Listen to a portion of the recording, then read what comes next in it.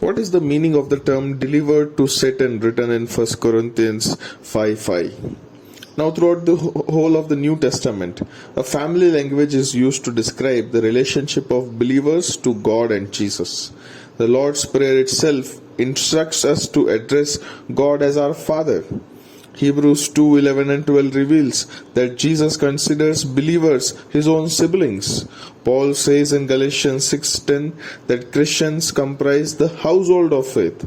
How is it then that Paul tells Christians living in Corinth that believers unrepentantly living in sin should not only be put out of the church but also delivered to Satan? If a person is given over to Satan, does that mean that they now belong to Satan?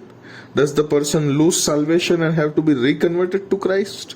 Nowhere in the passage does Paul suggest that the believer in question becomes an unbeliever or is without hope of salvation.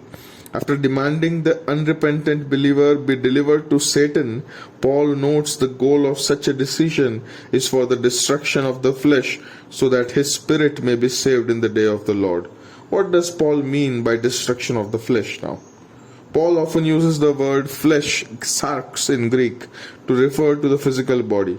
But sometimes he uses it to refer to self-sufficiency, worldliness, or a manner of life.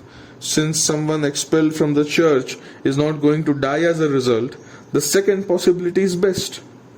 Paul is insisting that the unrepentant person be dismissed from the church to live in his or her sin and endure the consequences of their behavior.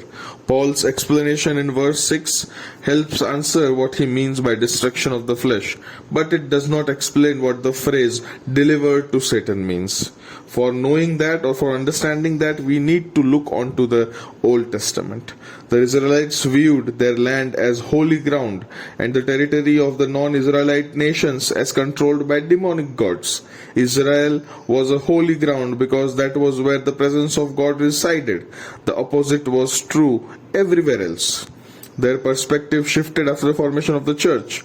God's presence was no longer in the Jerusalem temple, but in the temple which is the body of the believers.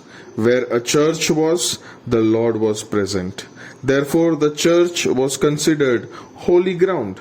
Anywhere outside the church was the demonic realm. Hence, Paul's thinking, which is of expelling a believer from the church, which is the local manifestation of the place God lives, was to be thrust into the realm of Satan.